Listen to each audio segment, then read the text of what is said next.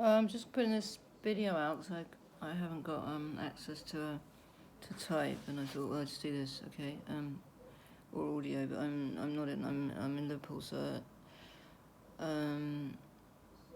but I just wanted to, because I was thinking about the this weird thing with the gross, the police doing Oberlucy Letby doing this, saying that, putting this message out that they're investigating gross negligent manslaughter as well as corporate manslaughter at the hospital, the COCH hospital. And I don't know if they've said which babies that they're referring to, or if we know that it's even the same babies, or even the same as the Lucy babies, but assuming that that's what they mean, although they could be trying to trick us even with that, is what the fact that they've put that out is, I think it's just a red herring, because I don't know, but I've looked at a little bit of this just now on the law. It's a common, well, I'm just going to go into the gross negligence manslaughter bit, because the corporate thing will be ongoing anyway because of the negligence stuff. Negligence claims that the parents have done, but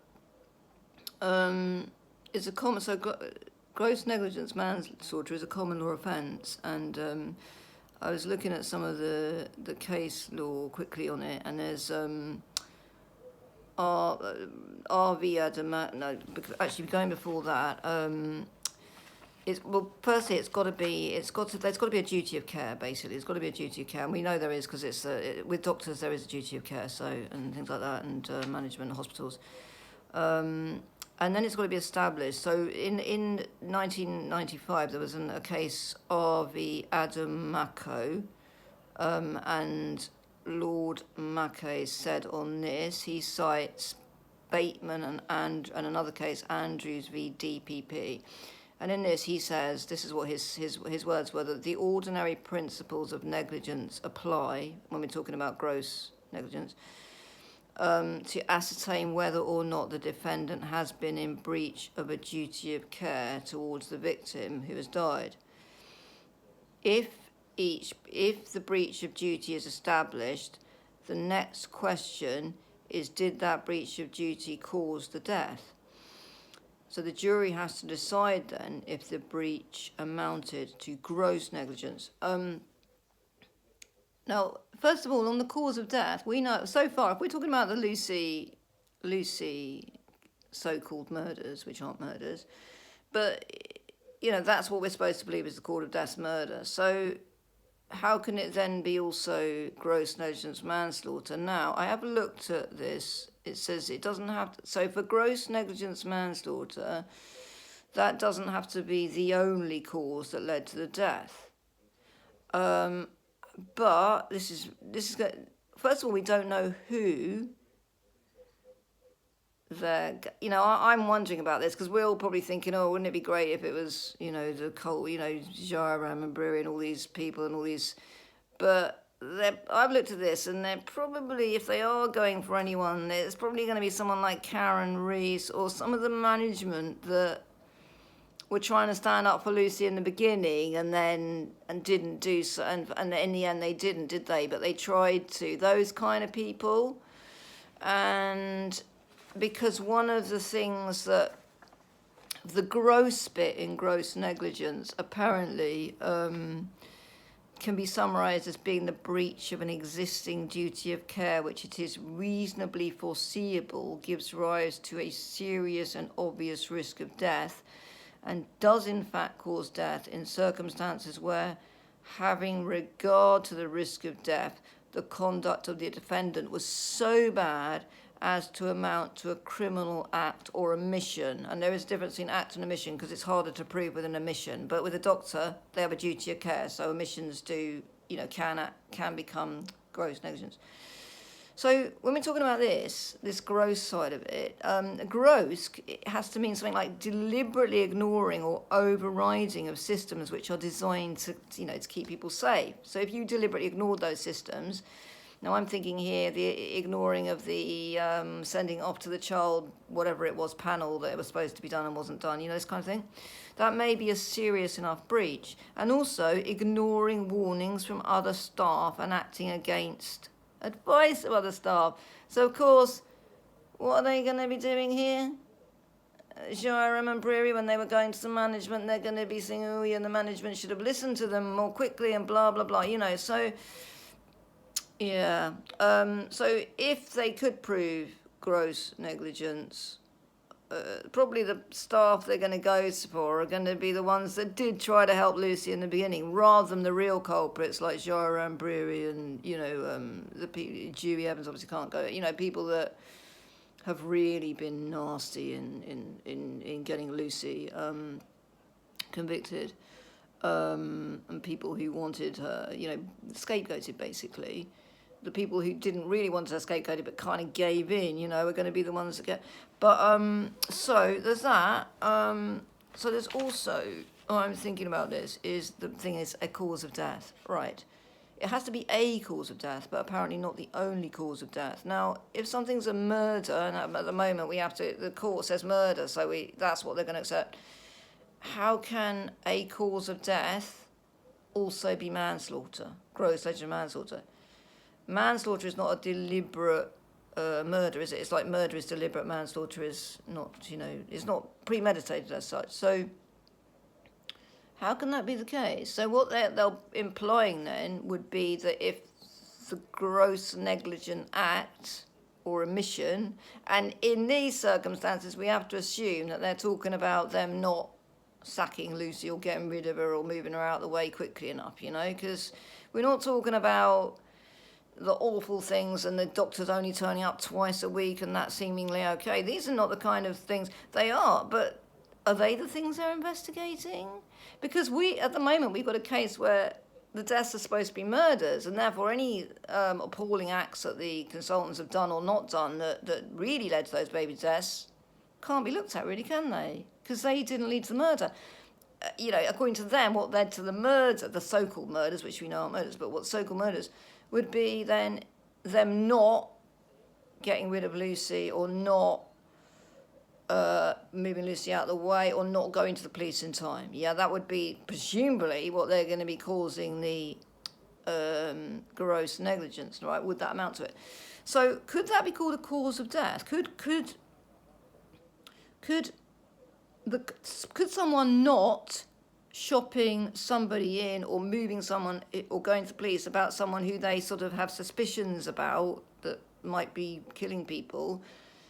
Can that be a cause then? If that person then goes on to murder someone, can that be a cause of that? Can that be manslaughter? I think that would be probably a step too far with it. As in their thinking. This is not my thinking or anything, but I'm talking about how lawyers and judges are going to be thinking, all right?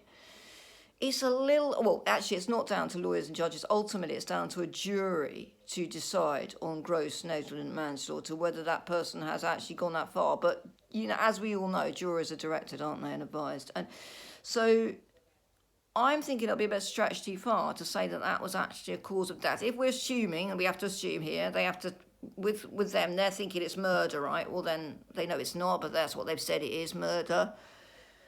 So could then you not shopping that murder in before they've committed murders, could that be called a cause of death? I mean, it's not a direct chain of circumstances as leading to, but I'm not sure if that's enough. And I've looked here, there is because, you could say it was a cause of, it's not a direct cause of death, this is a cause of leaving a murder at large, and the murder went on. It's a chain of events here. Now, I'm not sure if this chain of events would be able, let me have a look here. So, also there is, another case, which is more recently. First of all, I also know this from when I did my studying, because I did study law, but wasn't allowed to do it for long. I was kicked out anyway. But I've got a bit of a background, and I've been a litigant in person myself as well, and also been on the wrong side of law many times, and also done some studying of law. So I know a bit, and I know about the Bolam test on my stuff on torts, which is, I think that's the one where it's the test of reasonable, so when you're judging a doctor, you have to judge by what a reasonable doctor or medical professional would have done in those circumstances. What would a reasonable, and that's what it's, I think that's called the Bolam test is about. So mistakes or errors of judgment aren't considered serious enough to be gross negligence, because you couldn't do that anyway, because, people have to be allowed to make mistakes, otherwise they couldn't do their job. Everyone makes mistakes, everyone has errors of judgment. So, but it has to be really serious, above a mistake or just a normal error of judgment to be. And it has to be what a reasonable person of that sort of level of profession. If we're talking about a junior doctor, it'll be what a reasonable person of his level would do. And if we're talking about a consultant or someone, a management, it'd be a reasonable person of their level. So that there's another case, and if I can find where I put marked down more recently. So there was RV Prentice, Adamarco and Holloway. Was that the same case of just doing them all? Yeah. Okay. So, but there's another one, RV Misra, and there was an appeal case as well in 1985 for the Adamarco case, the Prentice Adamarco case. So, and in this it was cited that gross negligence manslaughter can be summarised as being the breach of an existing duty of care, which it is reasonably foreseeable gives rise to a serious and obvious risk of death, and does in fact cause death in circumstances where, having regard to the risk of death, the conduct of the defendant was so bad as to amount to a criminal act or omission.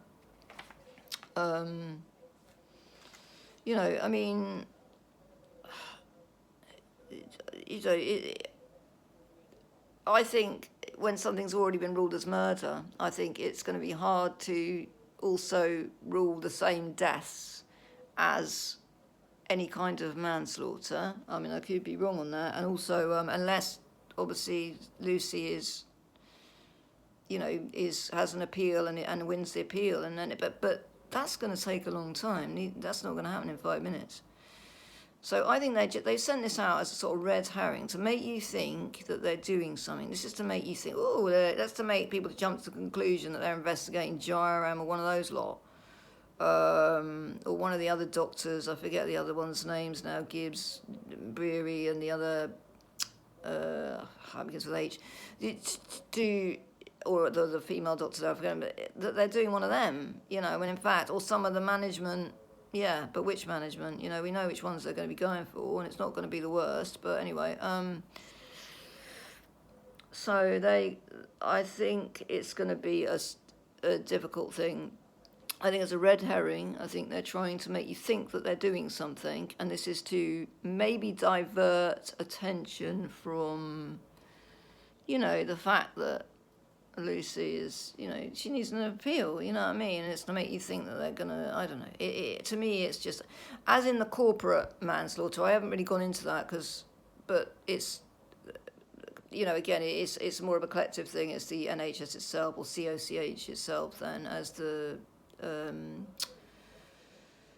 corporation, which is the legal person as such, that's called the legal person, the corporation. And of course, Lucy was part of that, wasn't she? And she's also, it's been ruled as murder by her. So again, but again, there are negligence claims against the hospital. So I've said this before actually in some of my articles on Lucy on Substack. I have said before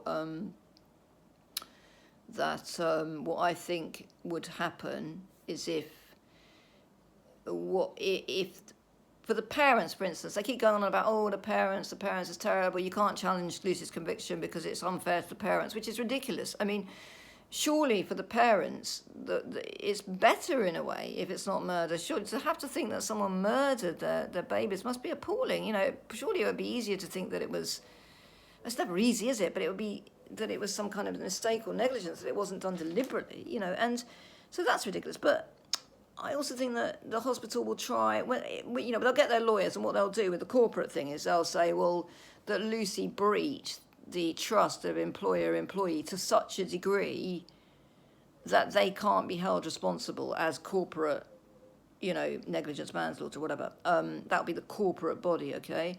Now, with the individuals, gross negligent manslaughter, if you was going, say, for, let's just for argument's sake, just say they did go for someone like, say, Gibbs or Breary, right? Let's just imagine, I know they're not, but, you know, like, could he, because there has to be a duty of care, right? So they do have a duty of care to the babies, if we're talking about those babies, and we don't even know which babies we're talking about at the moment, do we? But they have a duty of care, but a doctor doesn't have a duty of care to Lucy, and this is the point, right? The hospital have a duty of care. So if they said that she breached the trust so much, you know, anyway, with that it wasn't a thing, if with the doctors, if they have a duty of care, don't have a duty of care, as in Lucy is not their responsibility, that's what I'm trying to say. They have a duty of care to the patients. Lucy's actions are not the responsibility of individual doctors. They are, because of the corporation, her actions are partly a responsibility of the management at some level, right? Okay, that's the corporate responsibility bit. Individual doctors cannot be held responsible for what Lucy let be. May or may not, we know she hasn't done anyway, but let's say, but if she did murder, they're not responsible, right? So, even if she had, so they, for their suspicions and this on her, they weren't responsible for her. Now, I don't know if there was anybody, I mean, a jury might think, well, it's absolutely disgusting. They thought there was a murder on the ward and they should have mooted and they should have, but they went to management, didn't they? Would it be gross negligence for them not to go to the police earlier? They went to management, they didn't go. I don't know, but I think that it's unlikely. It's unlikely. Those doctors had no real power over Lucy. In fact, they were really pissed off because they didn't have any power over, weren't they? But the management. So, yeah, there you go. Anyway, that's my take on it. I think it's a red herring. I think it's designed to make us think they're doing something. The police will have gone to the CPS for advice about this. They won't be doing this on their own. The advice will have come from the CPS on this one. On how they won't even, what the police like. They haven't got a clue about how to even differentiate between what even negligence. If they need to ask anything, they haven't got brain cells, have they? So they'll have been told what to do, right, by the CPS, and but again, if they do press charges, if they arrest, if they press some charges. Again, that'll be a criminal investigation, right? It's a common law offence, gross negligent manslaughter. So that'll be a criminal investigation. While that's going on, guess what? It'll be hard for us to, talk right about it, etc., because of contempt of court, blah, blah, blah. And as it is, they're already doing those investigations, aren't they, at other hospitals, those ridiculous investigations at other hospitals that supposedly Lucy worked at, utterly ridiculous nonsense. Again, to try and stop people sort of, being able to sort of, it's all designed, really, just to divert attention and to stop you being able to talk about things or even discuss it. Well, it's appalling miscarriage of justice carries on. Anyway, so I'm going to see the demos tomorrow. If anyone's not aware, there's a demo at 9:30. I think it starts at Liverpool Town Hall. So I'm going to go there tomorrow, and so I'll leave it there, and I'll put this on my YouTube and maybe on Substack. See you later. Bye. Bye-bye.